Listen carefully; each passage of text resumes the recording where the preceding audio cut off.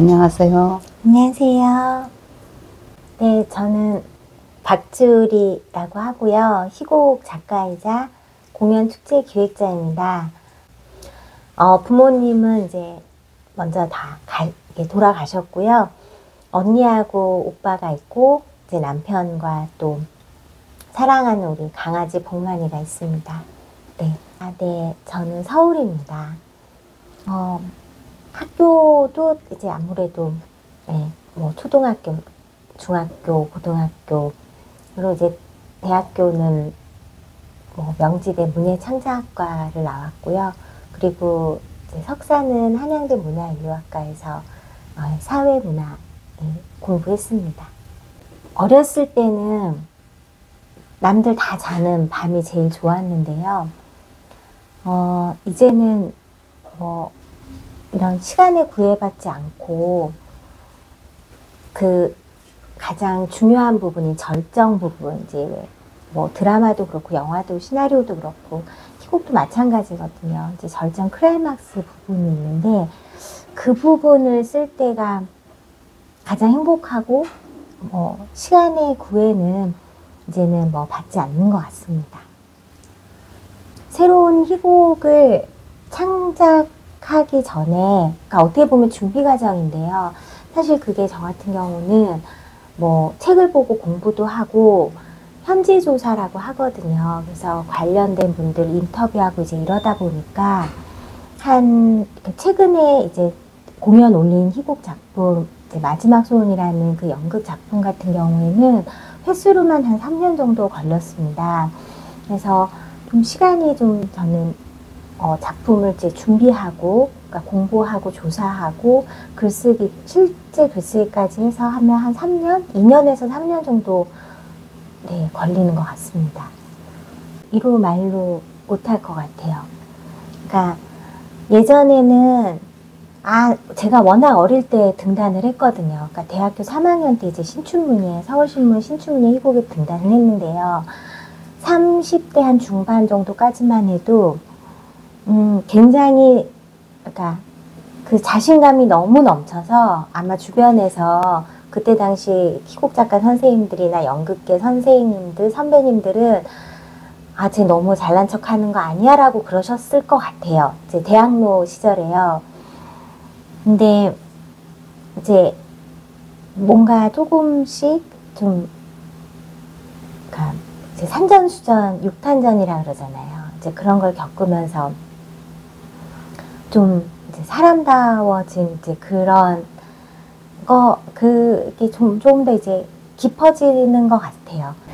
그 희열을 느낄 때는 이제 절정 부분, 클라이막스 때 이제 절정을 이제 느끼는데요. 관객분들한테 정말 어떤 작품이 가장 마음에 와닿을지 이런 부분은 되게 고민을 많이 해요.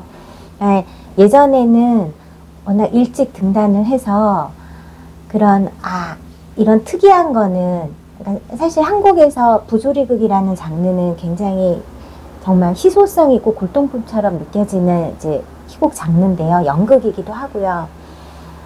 그건 누구보다 박주리처럼 쓰는 희곡 작가 있으면 나와보라 그래 라고 할 정도로 30대 중반까지 이제 대학로에서 열심히 활동할 때는 되게 그게 어떻게 보면 지금 건방져 보였을 수도 있는데요. 이제는 어떻게 하면 그 인간관계 속에서 정말 깊이 있게 다가갈 수 있을지, 그리고 어떤 인터뷰를 통해서 그것이 작품됐을 때 제일 희열을 많이 느끼는 것 같습니다. 저는 어렸을 때는 시인이 되는 게 꿈이었고요. 그래서 뭐 국민학교 때나 그때 당시는 국민학교 때였고, 그래서 시를 써서 상도 많이 받았고요. 그때 당시 막 시장님 상도 받았어요. 중학교, 고등학교 때도 시인이 되고자 엄청 수업 시간에도 그 청아라든지 뭐 창작가 비평사 그 시집을 이렇게 항상 책상 위에 놔두고 정말 시도 많이 썼거든요. 그래서 문예창작학과를 갔는데요. 학기 중에 희곡 창작 수업이 있었어요. 근데 그 대사나 이런 부분이 너무나 재미있게 느껴졌던 거예요. 그러니까 대사를 통해서 그러니까 시의 감성을 또 표현할 수도 있고, 여러 다양한 인간 군상이나 이런 심리를 대사나 사건으로 표현한다라는 장르에 빠져서 희곡을 쓰게 됐고요. 결정적으로는 이제 부모님을 좀 기쁘게 해드리기 위해서 어머님이 그때 많이 아프셨는데, 그래서 대학생인데 큰 돈을 벌 수도 없잖아요. 그래서 써서 제출을 했는데 이제 신춘문예에 등단을 하게 된 거예요, 희곡으로. 그래서 내년이면 이제 저도 등단한 지 30년이 됩니다. 네. 희곡은 제가 다작하는 그런 희곡 작가는 못 돼요. 또 워낙 이렇게 공부하는 시간이 길다 보니까 희곡은 한 33~34편 정도 썼고요. 아무래도 첫 등단했던 작품인 그 먼지약이라는 작품이 기억이 나고요. 그거는 좀 부조리극이고요. 그리고 최근에 이제 얼마 전에 끝난 마지막 소원 같은 경우는 정말 공부도 많이 하고 봉양읍의 마을 어르신들하고 함께 이 제천의 어떤 고유 문화를 연극으로, 희곡으로 극화시켰기 때문에 가장 기억에 남습니다.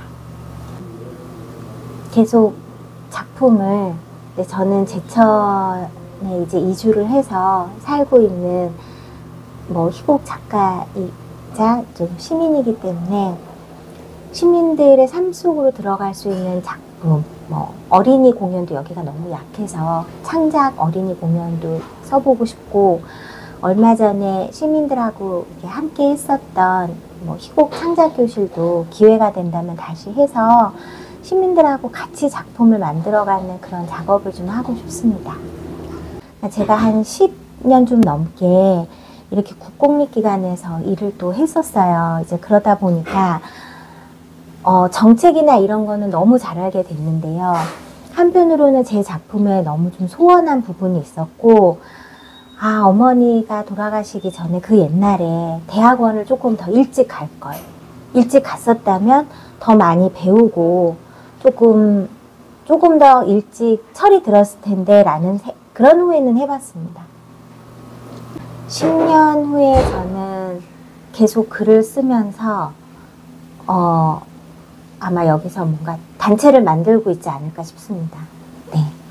위기의 순간은, 작가로서 위기의 순간은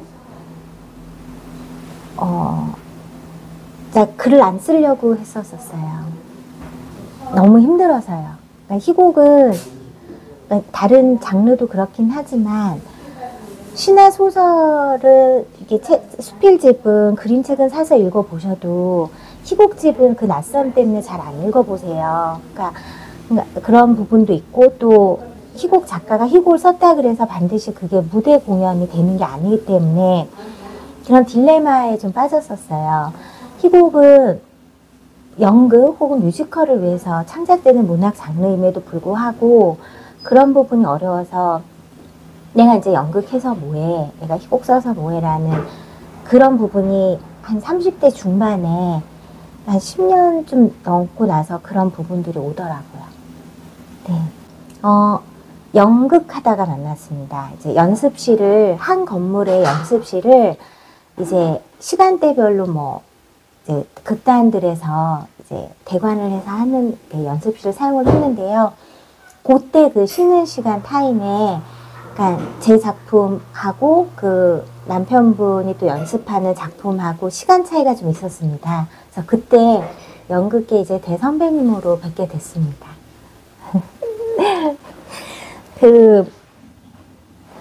아무래도 제가 좀 감성이 되게 예민하긴 해요. 아마 작가분들이고 예술가분들이 좀 그러실 것 같은데요. 그러니까 엄마에 대한 게 제가 너무 그게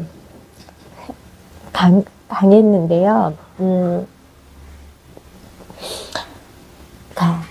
같은 분야에서 일을 하는 선배님이자 어쩔 때는 동료이자 또 연출가님이자 이제 남편이지만 제가 너무 많은 거를 막 요구를 했던 것 같아요. 때로는 엄마가 돼달라고 하는 그런 마음.